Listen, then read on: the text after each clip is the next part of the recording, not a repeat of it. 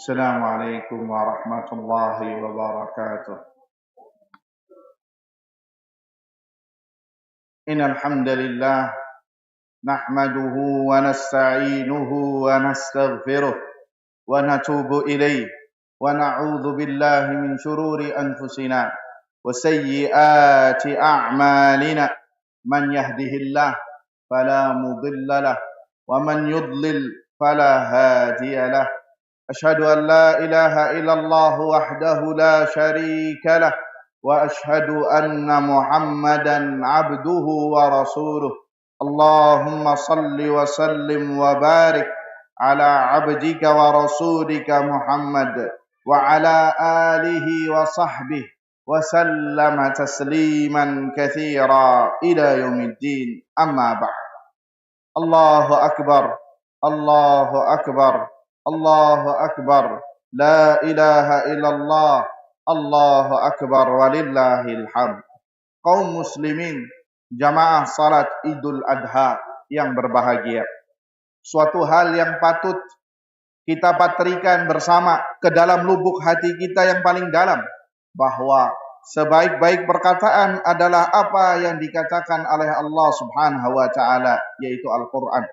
Dan sebaik-baik petunjuk hidup, petunjuk dalam berislam dan beribadah kepada Allah Azza wa Jalla adalah petunjuk yang telah digariskan oleh Rasulullah sallallahu alaihi wasallam di dalam sunnah-sunnahnya. Dan ketahuilah, hal yang paling buruk dalam agama adalah ajaran agama yang baru.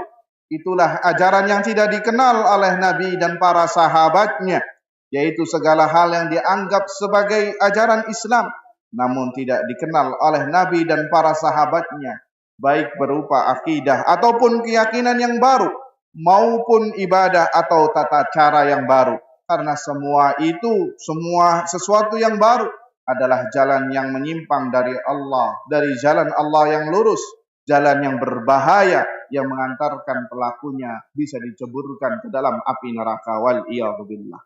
Kaum muslimin, jamaah salat Idul Adha yang semoga dirahmati Allah Subhanahu wa taala, memuncak terasa kegembiraan kita di pagi hari ini. Suara takbir, tahlil dan tahmid membahana di udara, mengisi relung-relung hati kita, bahkan mengiringi desak napas dan degup jantung kita.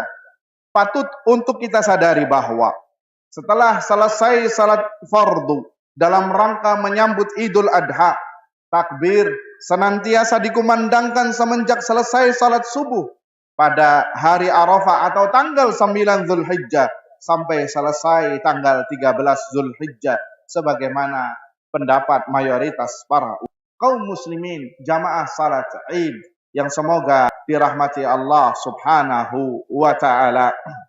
Saat ini ayuhal ikhwah, kita berada dalam satu hari yang disebut dengan Yaumun Nahr, yang artinya hari penyembelihan. Karena semenjak hari ini sampai hari tasyrik atau tanggal 13 Zulhijjah adalah waktu untuk menyembelih hewan kurban.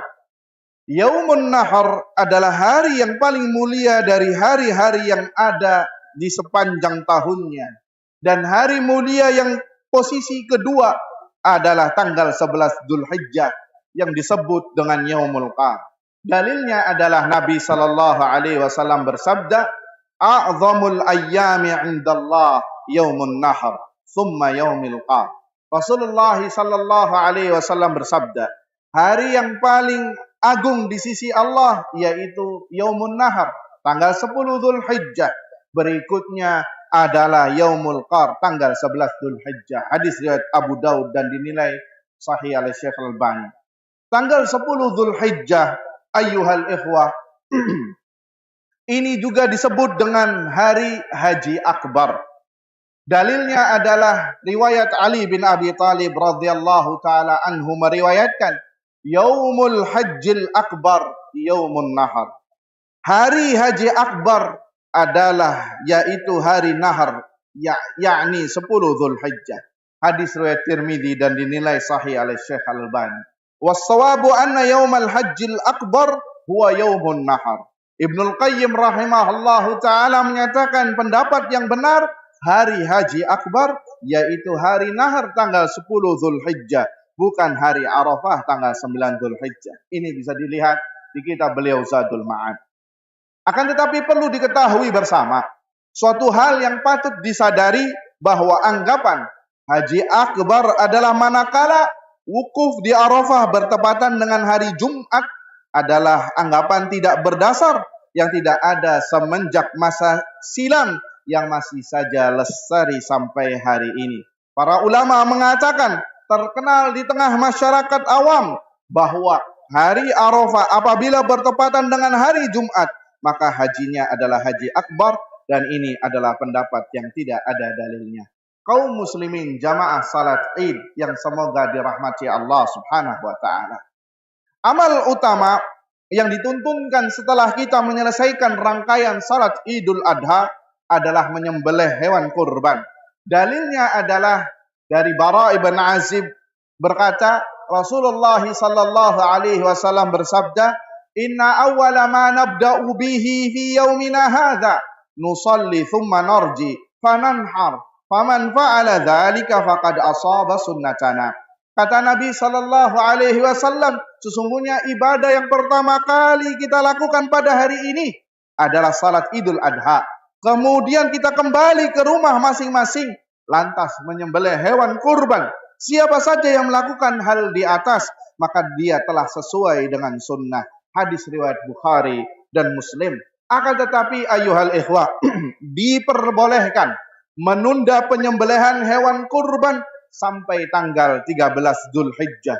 Dalilnya adalah Nabi sallallahu alaihi wasallam bersabda, "Wa kullu ayyamit tasyriqi dzabhun." Setiap hari tasyrik 11, 12, 13 adalah hari penyembelihan. Hadis riwayat Ahmad dan dinilai sahih li ghairihi. Kaum muslimin rahimani wa rahimakumullahu jami'an. Perlu kita ketahui bersama, ibadah dalam bentuk menyembelih hewan kurban adalah ibadah yang ada dalam semua syariat para nabi. Semenjak nabi pertama yaitu Adam alaihi salam, dan semenjak rasul pertama yaitu Nabi Nuh alaihi salatu wassalam. Allah Azza wa Jalla berfirman di dalam surah Al-Hajj ayat 34. "Wa likulli ummatin ja'alna mansakan liyadhkuru smallah 'ala ma razaqahum min bahimatil an'am." Yang artinya, dan bagi setiap umat kami tetapkan ibadah menyembelih hewan kurban supaya mereka menyebut nama Allah ketika akan menyembelih bahimatul an'am, hewan-hewan ternak yang Allah karuniakan kepada mereka. Oleh karena itu ayuhal ikhwah, ketika kita menyembelih hewan kurban, patut kita sadari bahwa kita bukan hanya meneladani Nabi Ibrahim alaihissalatu wassalam saja, namun meneladani seluruh nabi dan seluruh rasul. Masyarakat Arab jahiliyah juga melaksanakan ibadah menyembelih hewan kurban yang merupakan di antara sisa ajaran Nabi Ismail yang masih mereka lestarikan. Akan tetapi menyembelih hewan kurban, darah hewan kurban tersebut mereka tampung, lantas darah yang kotor tersebut mereka gunakan untuk melumuri tembok-tembok Ka'bah, dan begitu pula dagingnya mereka gosokkan ke dinding-dinding Ka'bah. Kemudian Allah berfirman, "Lan yanalallaha luhumuha wala dima'uha walakin yanaluhu taqwa minkum." Yang artinya tidak sampai kepada Allah daging dan darah hewan kurban, namun yang sampai kepadanya adalah sikap takwa kalian ketika melaksanakan penyembelihan hewan kurban. Quran surat Hajj ayat 37. Dikisahkan bahwa dahulu orang-orang jahiliyah melumuri Ka'bah dengan daging dan darah onta kurban mereka. Lantas ada sejumlah para sahabat yang mengatakan, "Ya Rasulullah, kita lebih berhak melakukannya daripada mereka." Maka Allah lantas menurunkan ayat di atas, tafsir Ibnu Katsir. Kaum muslimin rahimani wa rahimakumullahu jami'an.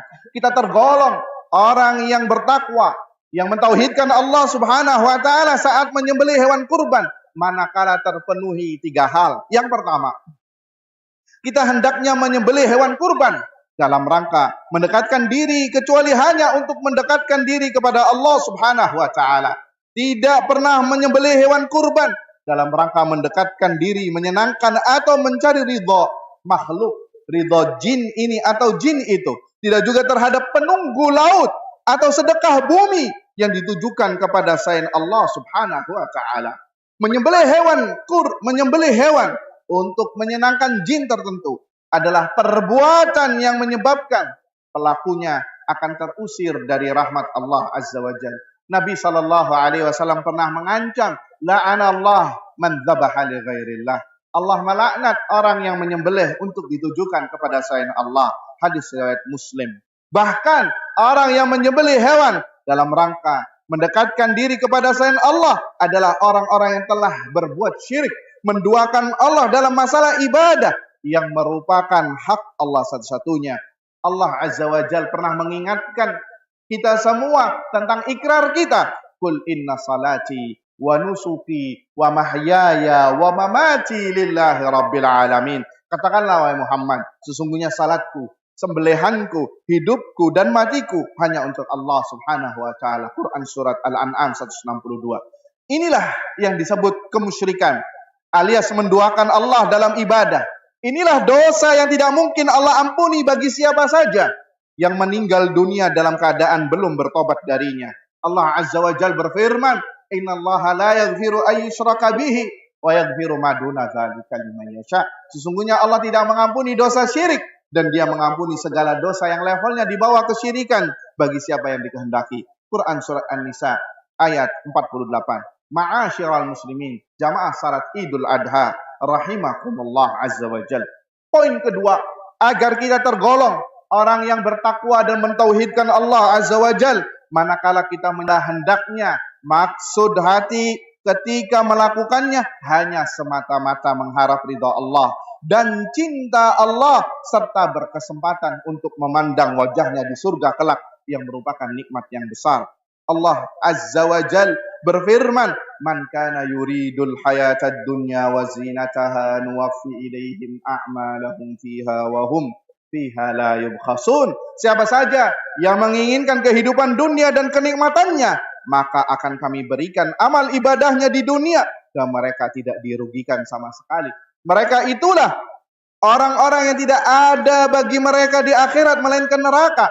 Hapuslah semua yang mereka lakukan dan sia-sialah amal baik mereka yang mereka lakukan. Quran surah Al-Hud ayat 15-16. Oleh karena itu, ayyuhal ikhwah, kita tidak boleh menomorsatukan pamrih-pamrih dunia ketika mengerjakan sholat, puasa, haji, bersedekah, dan berinfak, serta menyembelih kurban. Periksa masing-masing niat kita. Untuk apa Anda berkurban? Apakah mau dibilang supaya dibilang tajir, supaya dibilang orang yang bersosial, supaya dibilang orang yang melaksanakan syariat Islam, ataukah hanya untuk Allah Azza wa Jalla? Jika Anda niatnya bukan karena Allah, maka simak hadis Nabi sallallahu alaihi wasallam, "Innallaha la yaqbalu minal amali illa ma kana khalisan wa butughiya bihi wajhu." Sesungguhnya Allah tidak akan menerima amal ibadah seseorang melainkan yang dikerjakan penuh dengan keikhlasan dan mengharap wajah Allah Subhanahu wa taala. Hadis riwayat Nasa'i dan dinilai hasan oleh Syekh Albani Al-Albani rahimahullah taala. Poin yang ketiga, ayyuhal ikhwah, sebelum yang terakhir adalah agar kita tergolong orang yang bertakwa dan mentauhidkan Allah Azza wa Jalla dalam berkurban adalah kita tergolong orang yang bertakwa dalam amal ibadah yang kita lakukan secara umum dan amal ibadah kurban secara khusus adalah menjalankan amal ibadah sesuai dengan tata cara pelaksanaan yang telah digariskan oleh Nabi sallallahu alaihi wasallam, alias mengikuti ajaran Nabi sallallahu alaihi wasallam, bukan ajaran ustadz atau kiai yang ternyata tidak sejalan dengan hadis atau petunjuk Nabi sallallahu alaihi wasallam. Nabi sallallahu alaihi wasallam bersabda, "Man 'amila 'amalan laisa 'alaihi amruna fahuwa raddun." Barang siapa yang melakukan amalan yang tidak ada panutannya, contohnya dari kami, maka amalannya tertolak. Hadis riwayat Muslim. Orang yang bersemangat melakukan ibadah padahal tidak sejalan dengan yang diajarkan Nabi Shallallahu Alaihi Wasallam adalah orang yang paling merugi dalam beramal, karena dia menyangka telah melakukan amal saleh, padahal ternyata yang ia lakukan adalah amal yang salah, yang tertolak, alias tidak dapat apa-apa kecuali capek semata. Allah Azza wa Jalla berfirman dalam surah Al-Kahfi 103 104, "Qul hal nunabbi'ukum bil akhsarina a'mala alladzina dhalla sa'yuhum fil hayatid dunya wa hum yahsabuna annahum yuhsinuna sun'a." Katakanlah wahai Muhammad, maukah kami beritahukan kepada kalian tentang orang-orang yang paling merugi perbuatannya, yaitu orang-orang yang sia-sia perbuatannya dalam kehidupan dunia, sedangkan mereka telah berbuat baik sebaik-baiknya. Di antara ayyuhal ikhwah hadirin wal hadirat, kaum muslimin wal muslimat jamaah salat Idul Adha yang semoga dirahmati Allah Azza wa Jalla, di antara tuntunan Nabi sallallahu alaihi wasallam terkait dengan ibadah kurban adalah Nabi sallallahu alaihi wasallam melarang menjual kulit hewan kurban. Bahkan menjual kulit hewan kurban adalah sebab hilang dan lenyapnya pahala kurban. Betapa rugi orang yang melakukannya. Apa dalilnya? Simak dalilnya dari Abu Hurairah radhiyallahu anhu meriwayatkan Nabi sallallahu alaihi wasallam bersabda, "Man ba'a jilda udhiyatihi fala udhiyata lahu." Barang siapa ya orang yang paling bertakwa saat melaksanakannya dengan hanya beribadah kepadanya, beramal dengan penuh keikhlasan, hanya mengharap ridhonya, serta mengikuti dengan baik petunjuk yang telah diberikan Nabi sallallahu alaihi wasallam. Para ibu-ibu sekalian yang semoga dirahmati Allah Subhanahu wa taala. Sungguh Nabi Muhammad sallallahu alaihi wasallam tatkala melaksanakan khutbatul Id, Nabi berjalan menuju tempat para wanita. Nabi sallallahu alaihi wasallam mengkhususkan nasihat kepada para wanita. Apa kata Nabi SAW? Dengarkan wahai para ibu-ibu. Ya ma'syaran nisa tasaddaqna. Wahai para wanita, bersedekahlah kalian. Fa inna aktsarakunna hatabu jahannam. Karena mayoritas kalian adalah penghuni neraka jahannam. Maka ditanyalah Nabi SAW, lima ya Rasulullah. Kenapa ya Rasulullah? Banyak wanita yang masuk neraka jahannam. Apa jawaban Nabi? Simak ini wahai kaum wanita, para ibu-ibu, ummahat. Lianna kunna tukthirna syakaka wa takfurna al-ashir. Karena kalian suka mengeluh dan sering lupa akan kebaikan suami. Dalam riwayat lain dikatakan, tukthirna la'na wa takfurna al-ashir. Karena kalian suka melaknat, kalian suka mencela dan melupakan kebaikan suami. Oleh karenanya maka, para muslimah yang dirahmati Allah Azza wa Jalla, janganlah kalian melupakan kebaikan suami kalian. Janganlah kalian suka mengeluh kepada suami kalian atau mengeluhkan tentang suami kalian. Sesungguhnya kehidupan dunia ini penuh dengan kepayahan dan kesulitan, dan tidak ada kesempurnaan di dunia ini. Ingatlah, suami kalian adalah surga atau neraka kalian. Rasulullah sallallahu alaihi wasallam bersabda, "Fa innahu jannatuki aw naruki." Sesungguhnya suamimu adalah surgamu atau nerakamu. Artinya bahwa ibu-ibu yang dirahmati Allah, bahwa jika suamimu ridha dan suka dengan sikapmu, bahagia tatkala memandangmu, mendapatimu adalah seorang wanita yang sabar, salehah dan tidak suka mengeluh, maka sungguh engkau telah membuka lebar-lebar pintu surga. Akan tetapi jika perkara adalah sebaliknya, engkau adalah seorang istri yang suka mengeluh, lupa dengan kebaikan suamimu, maka sungguh engkau telah membuka lebar-lebar pintu neraka jahanam. Wal iyadhu billah. Ingatlah para ibu-ibu sekalian, para ummahat, jika engkau telah menikah, maka engkau wajib berbakti kepada suamimu sebagaimana engkau wajib berbakti kepada orang tuamu. Jika engkau wanita salehah, merasa mendapatkan pahala yang besar tatkala menyenangkan hati ayah dan ibumu, maka demikian pula hendaknya engkau mendapatkan pahala yang besar tatkala menyenangkan dan membahagiakan suamimu. Sebaliknya, jika engkau merasa berdosa besar tatkala engkau membentak dan mengangkat suara di hadapan ayah dan ibumu, maka hendaknya engkau pula merasa berdosa tatkala engkau membentak suami anti, mengangkat suami mengangkat suara di depan suami Anda. Na'udzubillah min dzalik. Semoga ayuhal ikhwah kita semua termasuk orang-orang yang bertakwa kepada Allah Subhanahu wa taala di sepanjang masa. Semoga apa yang disampaikan bermanfaat untuk kita semua. Kita tutup dengan doa, dengan salawat kepada Nabi sallallahu alaihi wasallam dan doa Allahumma salli ala Muhammad wa ala ali Muhammad kama sallaita ala Ibrahim wa ala ali Ibrahim innaka Hamidum Majid. Wardallahumma 'anil hunafa'il khulafa Abi Bakr wa Umar wa Uthman wa Ali wa 'an sa'iri sahabati wat tabi'in wa 'anna ma'ahum bimannika wa karamika wa judika ya akramal akramin. Rabbana la tuzigh qulubana ba'da idh hadaitana wa hab lana min ladunka rahmah innaka antal wahhab. Rabbana atina fid dunya hasanah wa fil akhirati hasanah wa qina adzabannar. Rabbana taqabbal minna innaka antas samiul alim wa tub alaina innaka antat tawwabur rahim. Subhana rabbika rabbil izzati amma yasifun wa salamun alal mursalin walhamdulillahi rabbil alamin. Sallallahu ala nabiyyina Muhammadin walhamdulillahi rabbil alamin. Taqabbalallahu minna wa minkum salihal a'mal. Aidukum mubarak. Wassalamualaikum warahmatullahi wabarakatuh.